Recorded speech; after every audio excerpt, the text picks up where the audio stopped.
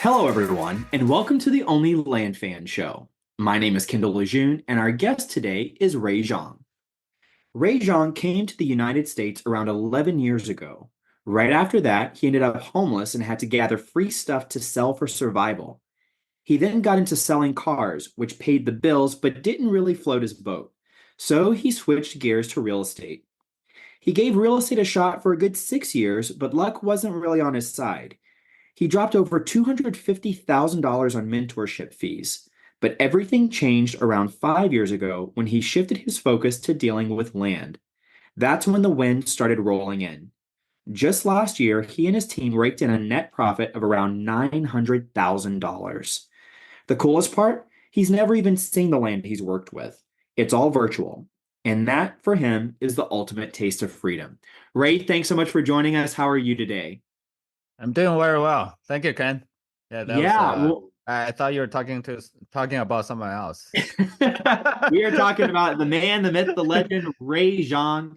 Ray, thank you so much for joining us. I had such a tremendous response the last time you were on the podcast. And when we hooked up in Tampa at Mastermind, you mentioned this new incredible stat that you had just done 160 land deals in the last 4 months. And I said, we've got to have you back on the show so you can talk to our listeners about this incredible strategy and what you're doing. Before we Absolutely. do that, I'd love to just see if you can quickly recap for us. Maybe that there are some people that are listening to this for the first time. They may not know exactly who you are. Give us a little bit of background about you and your business. Awesome. So I came to the country about 12 years ago to this month. When I came to the country, I didn't speak a lot of English and had to practice. So I feel bad for those people who were beside me by then. They probably don't know what I'm talking about. But after so many practice, I started to try to earn money because I brought $5,000 to the country. And I remember the first day I bought an iPhone and I have 3,600 left. So I Wow. had to figure out a way. Along the journey, I was a janitor, I was homeless, and then I became a car dealer. And then I just want to do something a little bit bigger because car dealer for sure can feed the family, and we were having a very good living.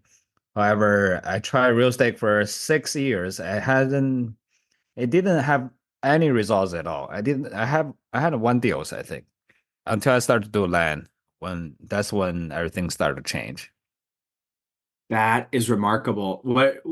There's so many incredible components of that background story, but one of the things that really jumped out to me was that you were working in real estate for 6 years, had only done one deal, and you're still here and you still were pushing and displaying grit. I think that's so important. I think some people, it's really easy to try something really hard for 6 months and say, hey, this is just not for me. It's not working out. And then they quit. Yeah. So that's remarkable. Can you talk to us a little bit about what's new since you were on the show? Like, what's going on with you? Oh, yeah. So last October, I was doing fine, had a lot of land deals. However, I went to that mastermind we belong to, and that those kind of people inspire me, right? I tell people all the time, if you want to change your life, it's not a book, it's not like a video like this. It is the environment, right? So a lot of time we think, okay, once I acquire that skill, once I join that class, my life will change. Your life will not change because your environment is still the same. It will be very hard for you to change. However, if you're around all those wealthy people, rich people, you had to change. You subconsciously will change, and then your environment will change. The best way to change your life is to involve yourself to environment like your group, right? And or some type of mastermind. So I went to the mastermind, and then I got inspired. I had a lot of money in the bank, so I was like, I got to do something instead of just saving those money because when there's a lot of different stage of being a business owner. The first stage is you hunger for having something, hunger for doing something, hunger to get more money. Once you have a certain amount of money, and then you are at a fork, and you can either choose to sit with those money and feel very secure and comfortable. And then there's another way to really just spend it all on not on garbage or junks, on the thing that can bring you more money. So that's what I did. I spent it all, almost all of them, on those new deals. And that was scary. I mailed like over $100,000 per month and just direct mail, right? Oh, I got calls all the time. I had no time for anything else. I basically at least get one deal a day. That's a bare minimum. And someday I got 5 deals, right? So that's how you want to push yourself. And there's an excellent book about this. It's written by John Damon, one of the sharks, right? He wrote a book called The Power of Broke, right? ooh, Yeah, what is that? What he teaches, you always want to keep yourself broke so you can keep yourself motivated. You don't want to keep yourself broke because you bought a new Ferrari. You want to keep yourself broke because after you have some money, you spend it all on all the assets that can bring you more money or even more cash flow. And then that kind of motivate you, right? That's yeah. why the rich people keep working harder sometimes. That is remarkable. So you were doing 100,000 mail pieces a month. You were getting anywhere between 1 to 5 land deals a day. So I'd love to dive into that a little bit. You earlier we talked about the fact that you did 160 land deals in the last 4 months. So can you give us a high level overview of that new strategy? Is it just mail, or just give us an overview of what that looked like? Yeah, it's pretty much the same as the one we talked about last time. However, I did a small twist. The Okay. twist is before I used to just look into what subdivision sold how many land for how much. And then I mail a letter based on that price. So right now we changed it to I mail to every landowner, every single one of them, whoever own land in that particular county. And then we just mail a percentage of the assessed value. Oh, Normally, wow. yeah, normally the market value is higher than the assessed value.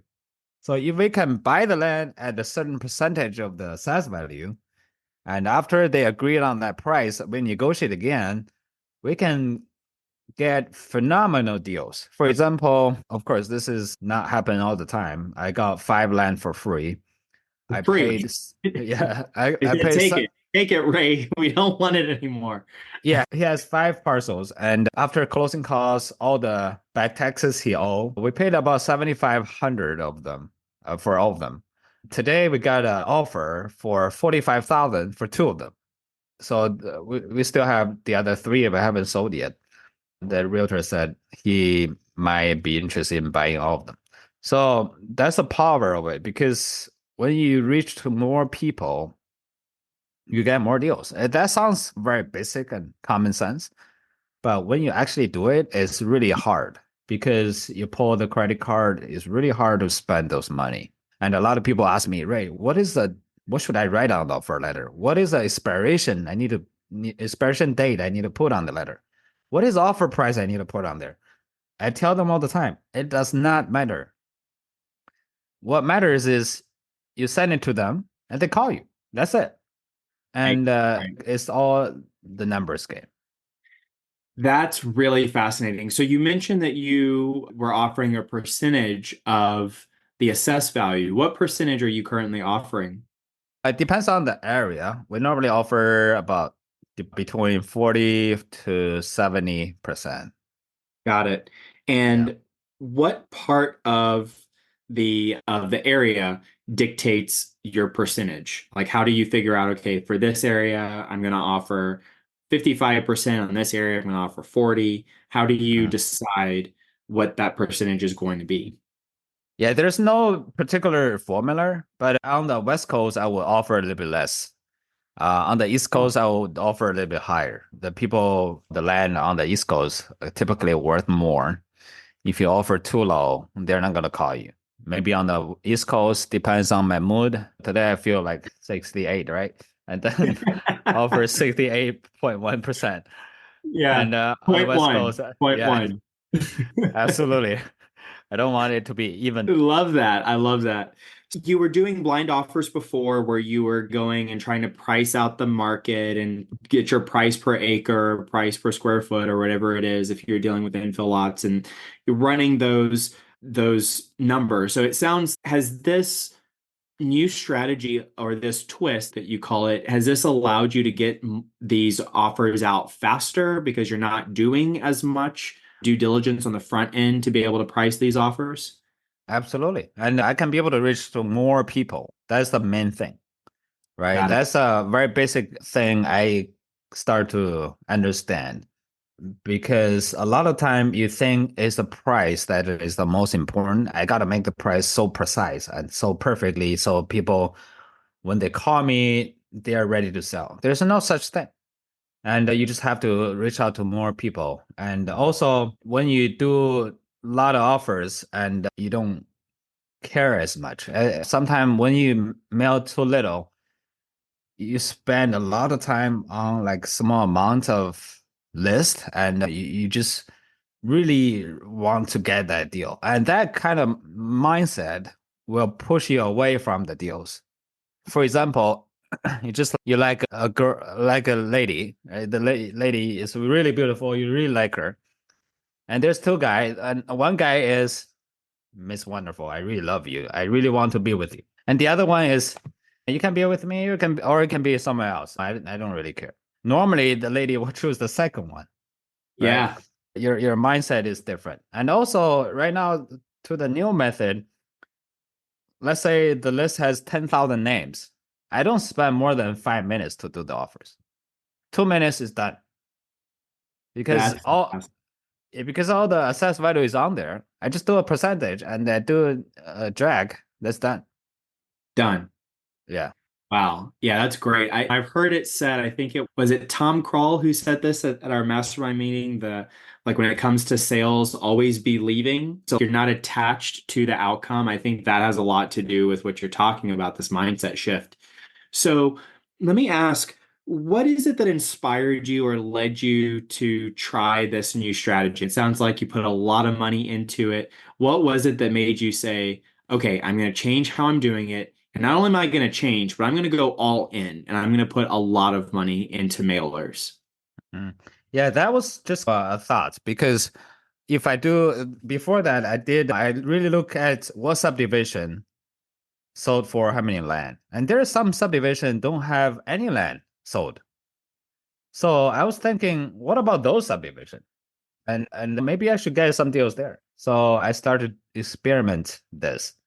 And I mailed to everybody who owned land in the entire county with just a percentage of the assessed value. And then the call started to come in more. And the more calls you're going to get, the more deals you're going to get. Mm. Yeah, Right. So numbers game. it's that simple. I think my brain is not big enough. So I couldn't really, Ray, I couldn't. I think your brain is way bigger than you're giving yourself credit for. So this is fascinating. Let's drill down a little bit more into this. You mentioned earlier, which I think was a really good point, is that your price doesn't have to be perfect on this offer that you're making. The expiration date doesn't have to be perfect. It's not about that. So it seems like it's more about getting them to call and start the conversation, right? So can you talk to us about, just give us an overview of the steps that go out? You pull your list, you price the list, you mail the list, then what happens when the phone rings?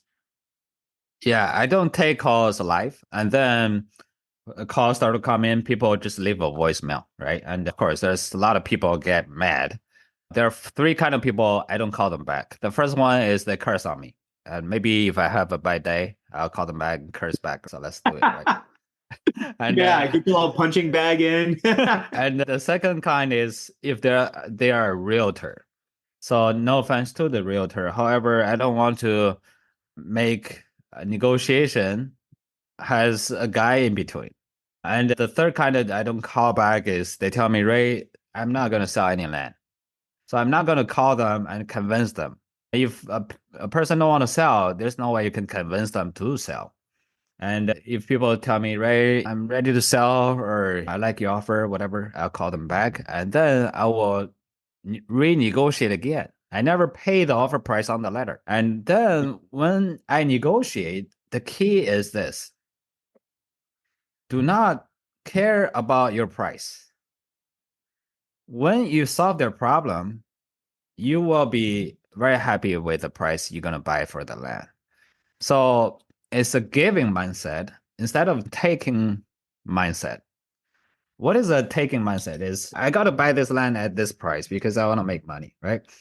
The giving mindset is, what is your problem? Why do you want to sell this land? Looks this land is good, right?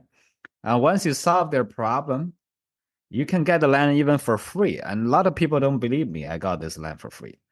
And I just want to really find out why they want to sell. For this land, I just told you, I got 5 lands for free. Is his dad has a company, and his dad passed away, and he really don't want that company. He want that company to be dissolved, and that's the last 5 parcels under that company. So Mm. I told him, what if I can just help you get rid of those 5 lots, and would you be just happy with that? And he said, absolutely, let's do it. But what do you need me to do? That's how you negotiate. That's remarkable. Now, I remember from our first episode with you that you are a master at negotiations. You're like you are the negotiation ninja. And I think that you had mentioned that you had really honed those skills when you were working and when you were flipping cars and that type of thing. So I want to ask you this question, a deep dive question. We've all been there where we've talked to a seller, maybe calls in on a piece of material, marketing material, and they say, "All right, I'm ready for your offer. Give me your offer." And you say, "Okay, I want to help solve your problem. So why are you looking to sell?" What do you do when that person says, "Look, you contacted me, make me an offer. I'm not getting into all of that." How do you get more information to be able to put yourself in a position where you can give and it's not this negotiation, tug of war back and forth on the Mhm. price? Yeah, there's a lot of small tricks. The first one is never give your offer first, no matter how low you think that offer is. And because you don't know what they want for the land. I'm gonna give you an example. So I lost this deal, unfortunately. It's my fault. I became too greedy. He had 80 acres in South Carolina, and I check it out. And all the land sold is 10,000 per acre, sold price. So this 80, sorry, I think it's 70 acres. 70 acres could easily worth at least $500,000, at Yeah. least, right? So I asked him, how much do you want to sell for the land? It looks pretty big, right? And he said, I just want 1,000 for per acre, 1,000. So I could easily buy this land for 70 grand. And the mistake I made is I didn't meet him in time. And I said, how about 600? I'll do that per acre. And he agreed. And he said, let me think about it for 2 days. So that's a mistake I made. I gave them enough time to think about it. So if you have a good deal, get under contract today. I don't care if you have to fly there. And then I said, okay, I'll call you on Monday. So on Monday, he said, Ray, I'm sorry. The land is already under contract with another guy for 250,000. So Ah, that how can you get 250,000 if you only want 1,000 per acre? right. So that must be the buyer told him, okay, for this land we can do 250,000. So that's a huge mistake, cost him about $170,000. Yeah. So never Wow. give out offer first. And Never give an offer first. So I do have a question about that, a follow-up question. I've also heard it said that some people in negotiation, we hear never give an offer first because you give up your leverage and you don't know, you made an excellent point. You don't know what the seller is going to accept. But there's also a thought process of anchoring a price, right? So mm, let's say a seller wants way, way too much for the property. Let's say the property is worth $50,000 and they come to you with a silly answer like I want $600,000 for my property. If you allow them to say 600,000 first, it's really difficult to walk them down to 50,000 and then even further.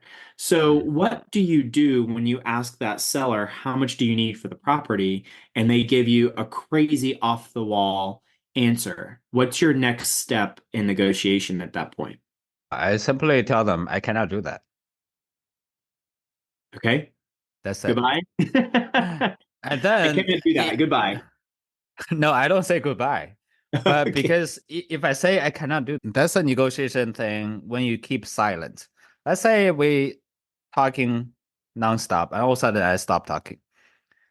And then you'll be wondering what I am gonna say, right? Because this is awkward, right? Hmm. So if I say I cannot do, that's it. And I'm watching what he's gonna say.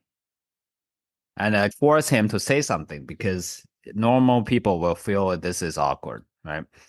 Yeah. So if he say, okay, no problem, goodbye. And then I just simply hang up the phone because if he wants 600,000 for 50,000 land, you're not gonna get to 20,000. No. And if you say, oh, what can you do? And now we can keep talking. And now you're chasing me, not me chasing you.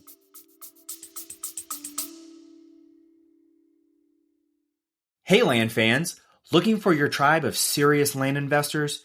Join thousands of your fellow land lovers in the Only Land Fans Facebook group. We're talking real deals, expert strategies, and game changing connections you won't find anywhere else. This isn't just another real estate group, this is the community where land investors come to level up. Join us at onlylandfansgroup.com and join the conversation today. That's onlylandfansgroup.com. See you there. Right? That's really good. That's really good. So let Yeah. me ask you, in terms of your process, when these sellers call in, are you negotiating right then and there, or are you getting some information from them and then running comps or figuring out what the price that you're willing to pay is, what the property is actually worth, doing some deal analysis, and then calling them back? Or what does that process look like for you? Yeah, always try to get to agreement when you're on the phone. The next time you call him, it should be, did you sign the agreement? Or is there anything that prevent you from signing it? Always try to get the land under contract. And a lot of time, they will get a lot of offers. And if you don't act fast enough, and you will lose the deal. Yeah. So let's say someone calls on your mail and they say, "Hey Ray, I see that you offered me $40,000 on this property. I I would like 45." And you guys start negotiating. How do you know if that 45 number is, let's say it might be a deal at 45, it might not be a deal even at 40. So, do you do any deal analysis before you start negotiating to know exactly like what you need to get the property at? Because you've just sent like these blind offers, right? Mm. Based on the assessed value, here's a percentage, but what stage, or that might just be my mindset, but do you do any other type of deal analysis before you actually start negotiating? I do it while talking to them. So Oh, look at what is the sold price nearby for similar lots. And you want to pay attention if this lot has some huge defect, right? For example, it's a wetland, it's landlocked, it's in the FEMA flood zone. You want to make sure the land has not a huge problem. And then you want to see how much the land sold nearby for a similar lot.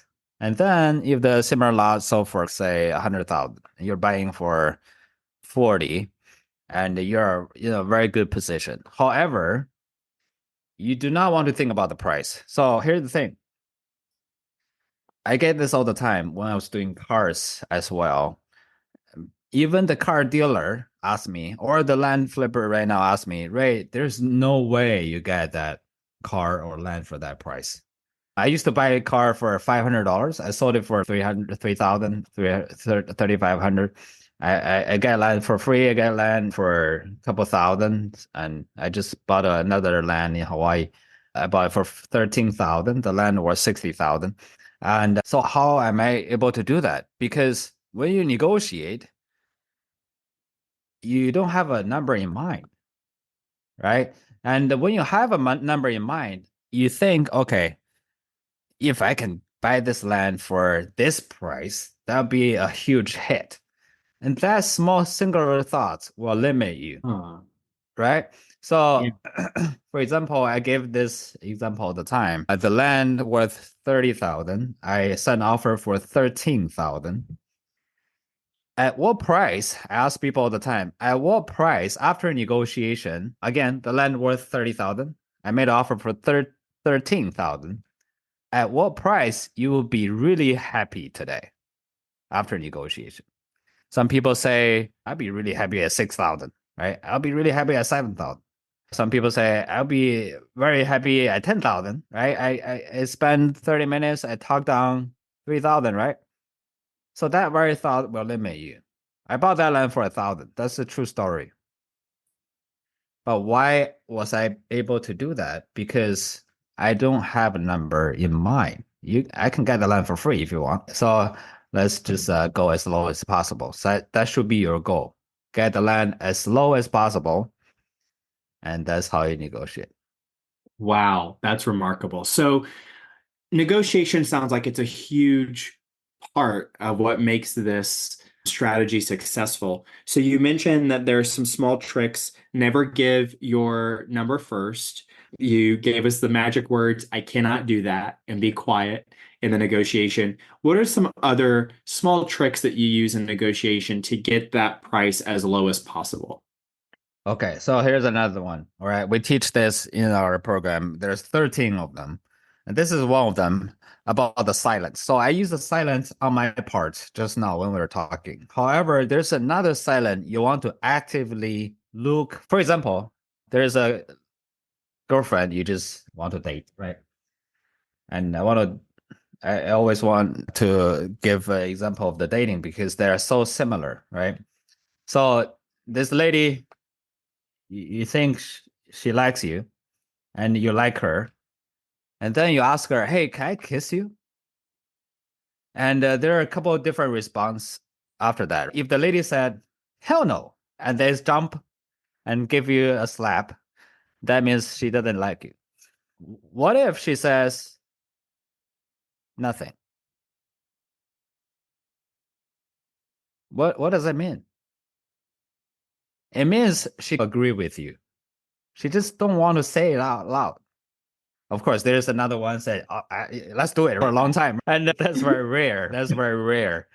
However, most girl they will act as if you didn't say nothing. They will keep silent. So when you negotiate with the landowner, you want to look for that silence. If I give you an offer, let's say I say, "Mr. Seller, for this condition for this land, I can probably do around 2 or 3,000."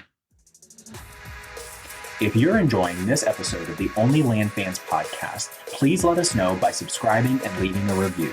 Now let's get back to the action. If the seller keeps silent, that means only one thing. You have a motivated seller right here. And you want to negotiate as low as possible, right? Because here's the thing about human being. Most people do not know what they want. If you go on the street, ask them, "Hey, what's your goal in life?" They'll say more money. Some people say, I don't know. Some people say more money and more health, more happy. So they are not very specific. So they don't know what they want. However, everybody knows what they do not want. And you hear people say, "I really don't like this job. I don't want to go to school. I don't want to do this." So if people don't like your offer, they'll tell you right away. They're not going to wait and keep silent.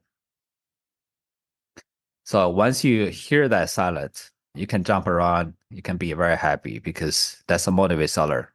That's a deal. Wow. Yeah, that's fantastic.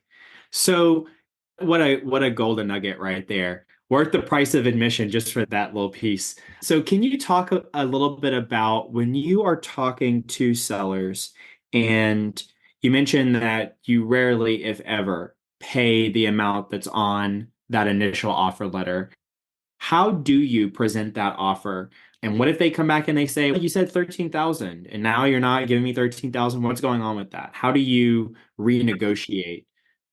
Yeah, based on a lot of what you already told them. yeah, a lot of people say you're baiting and switch, right? And you offer this much and now you try to negotiate. So I just simply tell them we made the offer in massive quantity and we mail at least 20,000 a week. So there's no way we look at each of them and see what is going on in this particular land. Based on what I can see, one, two, three, four, five, this is the problem I can see. And this all costs money, right? I don't know how much I should offer, but what's the best you could do? And a lot of people confuse with bargaining with negotiation. So Oh, if you only talk about the price, you're bargaining, right? Bargaining doesn't work much because the seller don't even know you. Why do they give you a 5,000 cut? Right? However, if you tell them this is what's going on with the land, from what I can see, number one, two, three, four, five, normally they will feel a sense let's say they're not in the position of stay on the strong offer anymore. So you give them less power to stay on that higher offer. Does it make sense? absolutely. So you say I'm looking at these five things, one, two, three, four, five. These all cost money. So how do you actually then you say what is the least that you'll take? Or what's your favorite terminology for asking once you presented them with all of the issues of the property or the top five that you can see, what's the next step that you take after that? First of all, I don't say that five things all at once, Got right? it. I say it one at a time, right? And then I never give a price. So I want them to tell me, right? So for example, on the 30,000 land worth 30,000, the offer was 13,000. The first thing I tell him is, Mr. Seller, looks like your land has a lot of trees and the entrance is not even paved road. And yeah, I really don't know how much I should do. Yeah, we typically offer owning a few thousand for land like that. So what is a few thousand? And a few thousand is particular normally under 10,000. So what I'm really saying is, can you give me at least $3,000 cut? Mm. Yeah, I can do that. So when people agree with you, never stop there. And it's not only that, there's like a high tension power line on the sky. You cannot build nothing underneath because every city has that rule. I'm not sure. This is really hard. I don't know. We typically offer two or 3,000. Yeah, I'm not sure. So you want to be that hesitant buyer. You want to sound like it, right? Yeah. And he said, yeah, I can do 3,000, right? And that's how you do it. So one at a time, never give a specific answer because if you give a specific offer and that's just a yes or no question after that. So if you tell the seller, hey, I can only do 2 grand for this land, right? So you're leaving the seller to give you either yes or no, and typically is a no.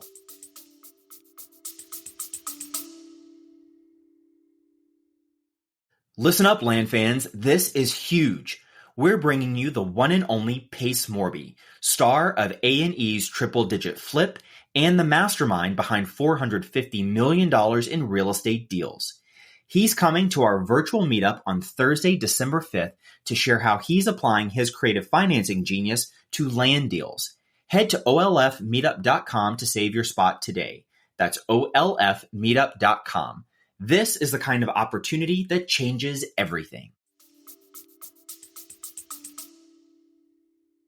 Got it.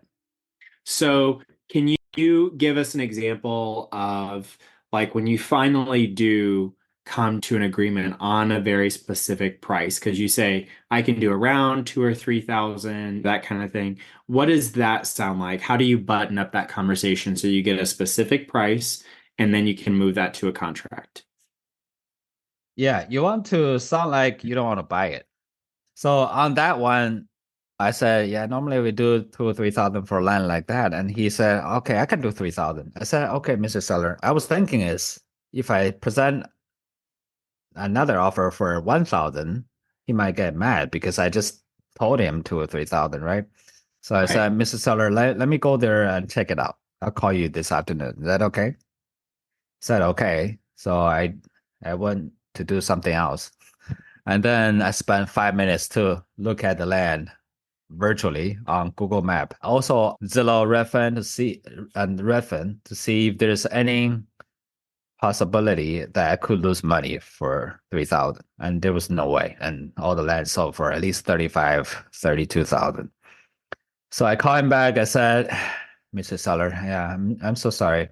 I check out the land. It's a little bit more, whatever you find out than I thought. Right. Make the problem more intense, right? So now you can present an offer.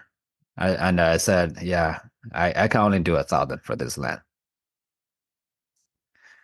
And when you make the offer, you want to be really firm and solid. Like you don't want to be arranged anymore. And then you want to see his response. And luckily for him, he agreed. And if he doesn't agree, you can always pull him back by offering a little bit more. And how Yeah. would you do that? Would be an example if he'd say, "Oh, $1,000, no way, not doing that." Yeah. Oh, okay, no problem. Yeah, it just a little bit. And then I emphasize the problem again, just because of that and this. Okay. How about this? You tell me, what's the best price you could do? Because now you are at a very low anchor already, Yes. right? And he won't go crazy. He's not going to say $10,000 Yeah. because you've already prefaced it with a few thousand, right? 2 to 3. Right. So that's what Right. he's kind of expecting. That's super smart. Yeah, that's Yeah. fantastic. Yeah, that's a small thing we teach in the negotiation course, which is you want to walk down the stairs one stair at a time and see his response. But when people negotiate, they just want to jump off the cliff. And the land worth 30,000, they say, "Oh, I can do 1,000," and they jump off the cliff all the way to the bottom, and it's not Right. going to be very pretty. Yeah, no, that is fantastic. What kind of research do you do when you're looking for markets to send mail out to this? Like, what are some of the criteria that you look for when you're deciding which markets you're going to be mailing?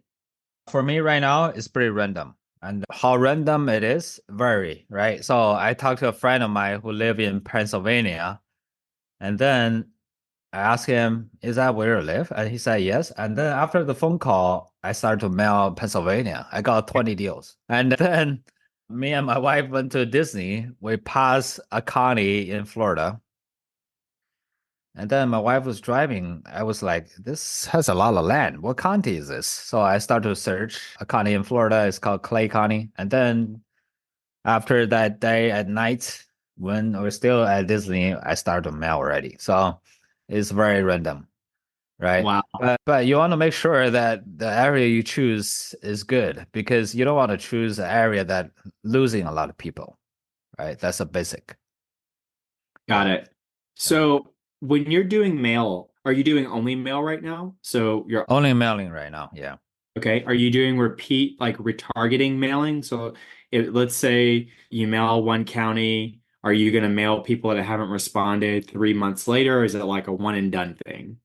It's one done, but I might come back about 6 months later. If you talk to a friend that lives in that county, If I drive by Wait a and feel minute. like it. Because there's so many of them, so many counties. Yeah, you're right. Yeah, never ran out of them. So good. Ray, are you talking to every single person? You're sending out 100,000 mail pieces a month. What's your response rate, by the way? What are you seeing? About 1%. And recently I started to mail this special list. It's by Micah. You must know him. If anyone interested, they can contact me. But he has this special list. It's called probate list. For whoever their family member pass away, normally they have they go to court for some record, and this guy who specialized in that kind of record. So he pulled all those lists and then we start to mail them. And that list we got about 10% response rate. Wow. Normally it's 1%. Right. And I would say about 50% of my deals in the past 4 months are from that list. Wow. Yeah, That's really cool. So yeah. are you feel that even if it's just a regular no probate list, you're just mailing stuff out, you're getting 1,000 responses. Some of those responses you're not calling back because they're angry or something like that. So let's just say half of those responses you have to call back. Are you personally calling all 500, or do you have a team that's working with you to do that? Yeah, just myself. I want to call all of them the same day, right? Call them Wow. back the same day. Yeah, because you think about it, if you mail 10,000 mailers, it's going to be roughly about 100 calls, and 50 of them I don't respond back. You only left with 50 calls. That's very easy. I can Yeah. do it in a day. It's not Awesome. that hard. Yeah. Yeah, and so you are literally like when you're sending out that mail, you are just waiting for those calls to come back, and it's okay. Like you send everyone a voicemail first and then you respond to the voicemails. hmm Yeah, Cool. the No voice answering voice services, no fancy stuff. It's just voicemail. correct. Keep it simple. In my voicemail is very simple. I don't screen them. I know some people want to set up all this different program where they have the seller answer a whole bunch of questions by talking to a machine, right? But I don't do that. I just set up a voicemail saying, "Hey, my name is Ray. Thank you for calling. Please leave me your name and the parcel number for the land, and I'll call you back." That's it. Wow. That's it. Yeah, And you call them back and make the magic happen. absolutely. That's remarkable. So, if someone is looking to do this specific strategy, now maybe not everyone has the marketing budget to do 100,000 mail pieces a month. I imagine that that could get quite expensive. So, I know that you mentioned this as a numbers game, but how can people get started testing this strategy? What would you suggest? What would be some pointers that you could provide to them to help them get started using this specific strategy? Yeah, first of all, you can start small. I started to mail a couple hundred when I first started, right? So I tell my student, you at least need to mail 3 or 4,000 pieces a month. That's a bare minimum. And another objection I get all the time is, Ray, it's easier for you. You have more money, right? And I don't have money, so I couldn't start it, right? Here's the thing. You have money, you just don't know where it is. I have a student, so I'm teaching him to do land flipping. And his wife asked me, "Hey, Ray, what should I do? I'm a stay-at-home mom with a couple kids.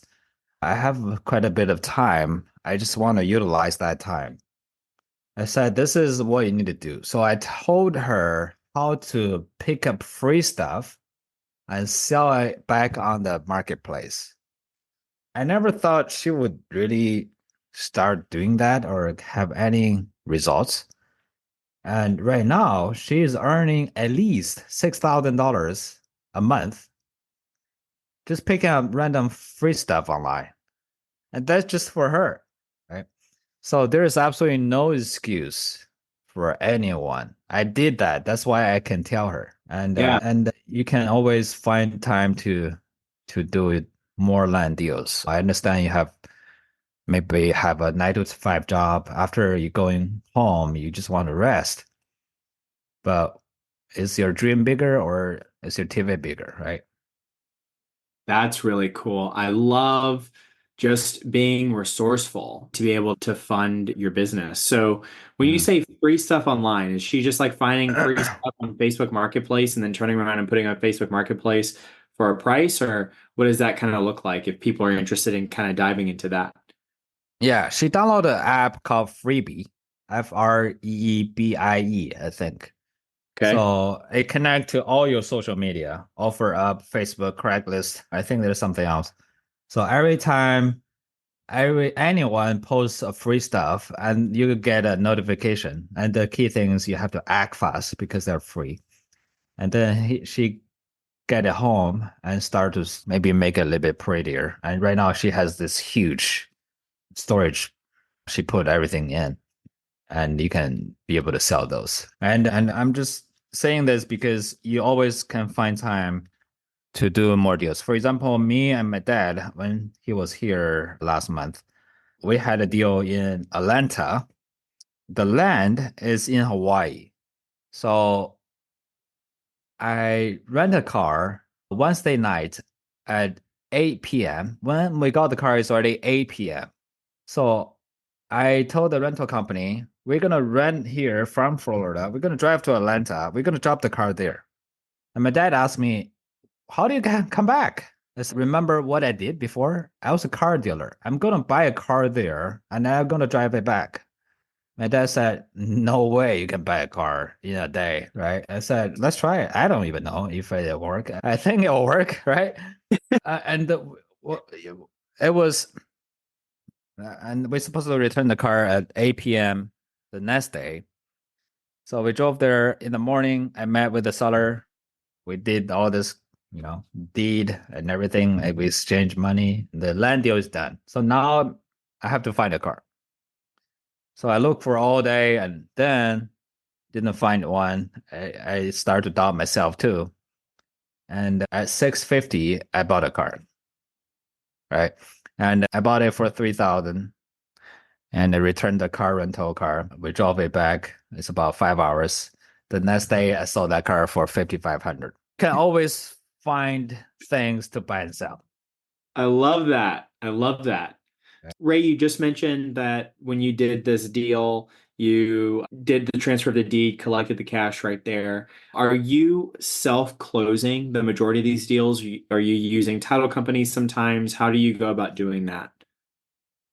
Yeah, I normally don't self-close because there might be a lot of problem.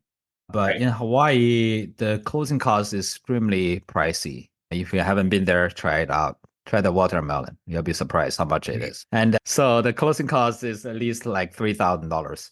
So I just hired this lawyer who the title company hire him to do the closing documents. So I just have him to prepare my deed. Right? And then we meet with the seller, we get all this done. Simple. But I don't suggest you or anyone to do this that often. I will always try to close with the title company, right? It's Gotcha. much safer.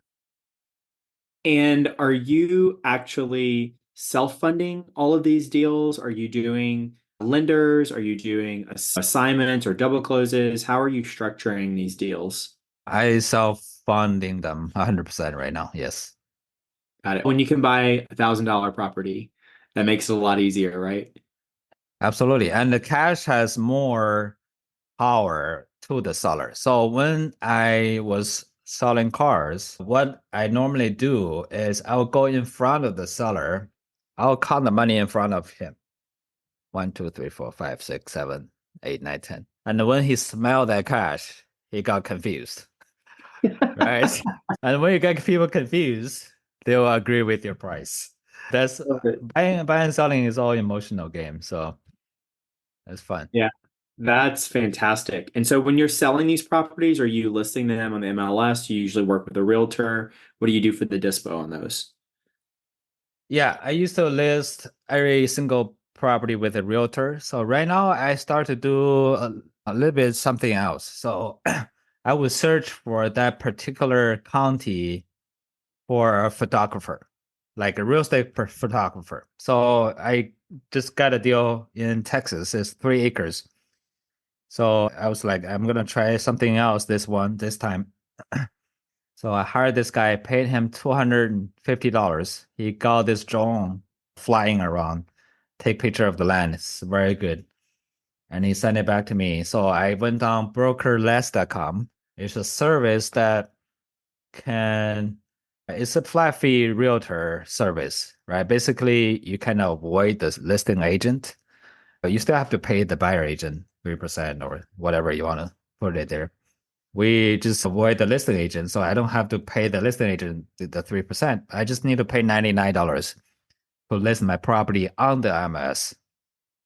So I list the land for 110,000. I bought it for 70,000. We sold it in 2 weeks. It's under contract right now for 106,000. Wow. Love it. Yeah. All day long, all day long. Fantastic. So, what are some of the biggest challenges that you're finding with this specific model? I don't know. I don't see any challenges. Like I just did 160 in 4 months. How challenging can that be? Like, what else do you want? Have Yeah, there been any surprises maybe as you started doing this? Doesn't necessarily have to be challenges, but have there been any surprises that you come into where it's like, oh, I wasn't expecting this compared to how you used to do the deals? I would say if you have to find one, is we might have to send a little bit more mailers than the people who do rural land, do the land out of nowhere. We might have to send a little bit more mailers, but it's not as bad as houses. Nothing close. I think close. Yeah. Yeah, yeah. And but I hear this all the time. I sent 2,000 letters. I got 2 deals. I was like, that must be rural land. For infill lots, it's rarely happened that way. Got Yeah. it. So when you're sending, are you saying for infill lots, if you send 2,000, you should be getting more than 2 deals or less than 2 deals? Less than 2 deals. Less than two deals. I would doubt if you could have a deal. Yeah, Right. absolutely. Yeah. For sure, for sure. What would you consider to be one of your biggest or your most successful deal using the specific strategy so far? I compared to the dollar amount, I really like that free land, those free lands. Yeah, the ROI on free is infinite, right? That's a nice ROI. Right. And it just the feeling after you get those land for free is nothing compared to that. And even let's say you buy a land, you can profit 100,000, but I bought that land for free, whatever. I'm better. I think that's the thing that people can really like about it. And you just have to believe things like that will happen. I got a text message the other day. This lady said, Ray, when you say you get the land for free, I never believed you. And until I had this land for free myself. And that land worth 35,000. She got it for free. Right. Wow. Yeah. Wow. Yeah, belief is so important on so many different levels, just from a mindset and an energy thing. I think it's so important. And the thing that I really love about it is it's almost alchemy. It's like a form of alchemy that you are turning nothing into $35,000 cash. That's amazing. Yeah. So, what do you see the future looking like for you in terms of this specific strategy? What's your next step or evolution of this specific business model? I'm a workaholic. Me and my wife had a big argument last weekend because the problem with me is when I do not work, I have a headache. I don't try to do that, but every weekend when I don't work, I say we go to Disney, whatever, I will have a headache. We went to Mexico for a week. I had a headache every single day. So it's not something I imagine. I guess there's something wrong with me, but I just have to keep working, I guess. I guess in the future, I just want to do more land deals and help more people to do a little more land deals because because there's a lot more land than I can handle. And what I want to show people is for a guy like me who don't even speak English that well, I can do it. You can definitely do it. Right. I love that. I love that. We hear a lot in land space. Oh, do you think land is getting too saturated? What would Mhm. you say to that? Yeah, we hear this all the time, no matter what market you're in. And you do house, you hear the same. You buy Bitcoin. People ask me, is this the highest already?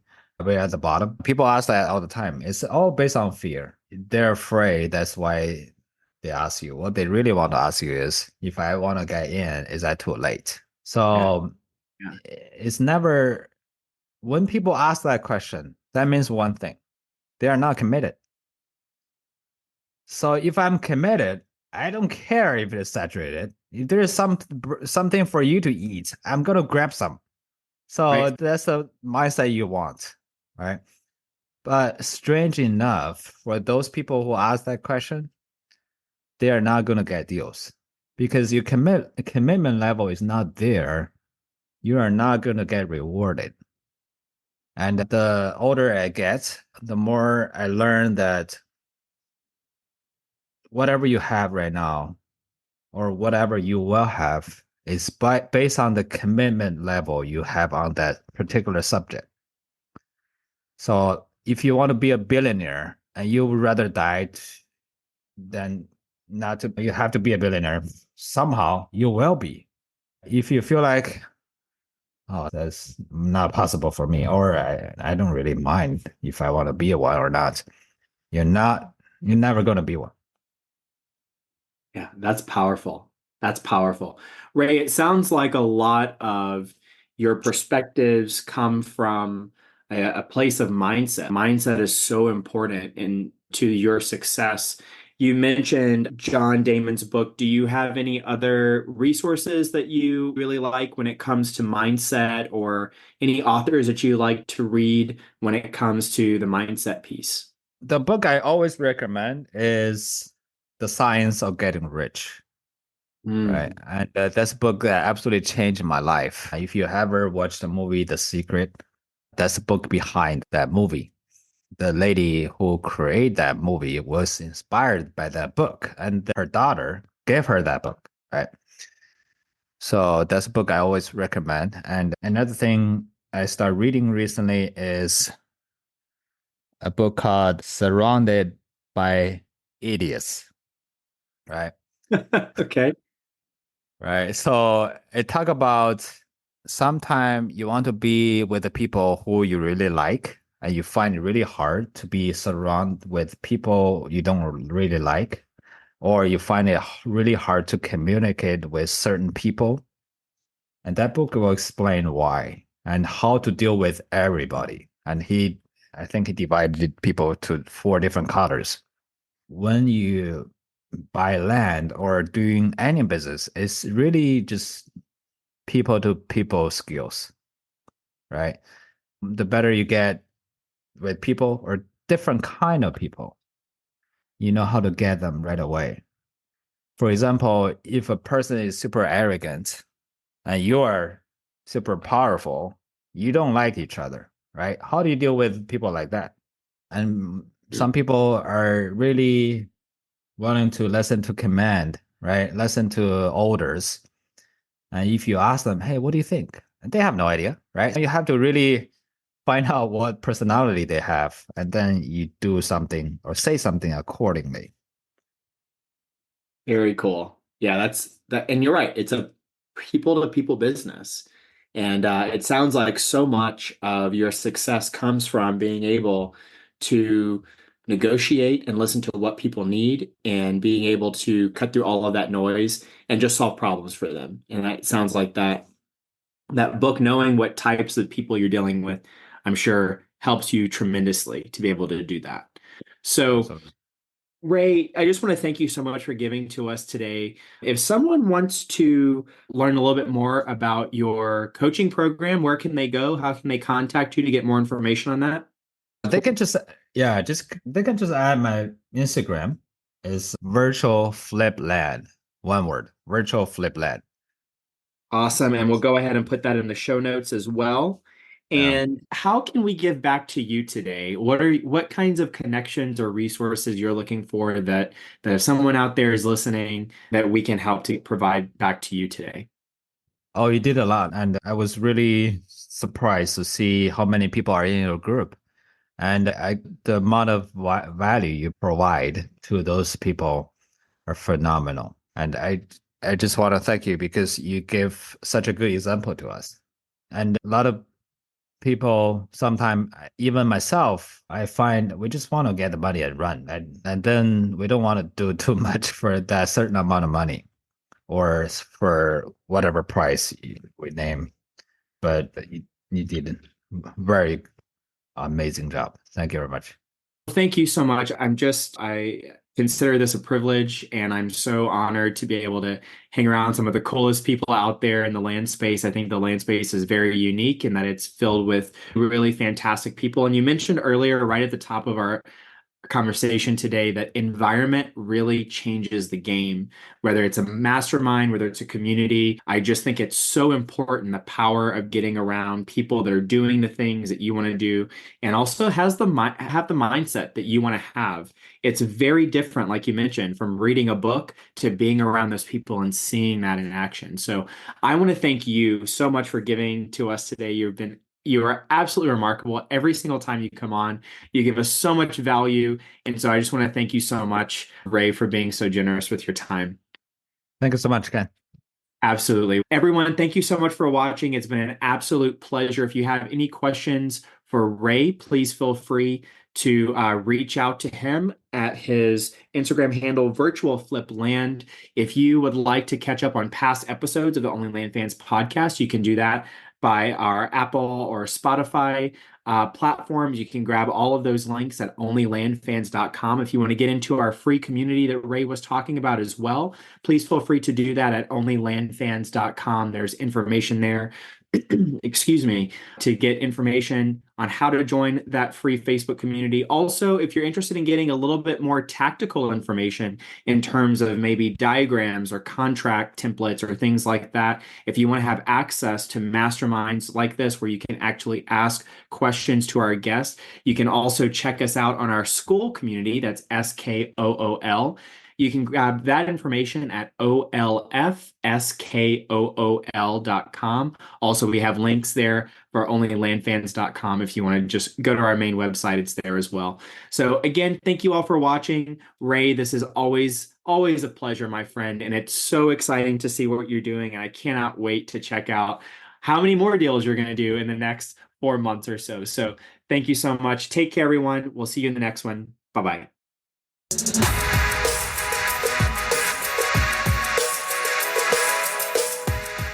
If you're interested in hearing from other seven-figure land flippers about how they've started and run their businesses, then join us at onlylandfans.com. Looking forward to seeing you there.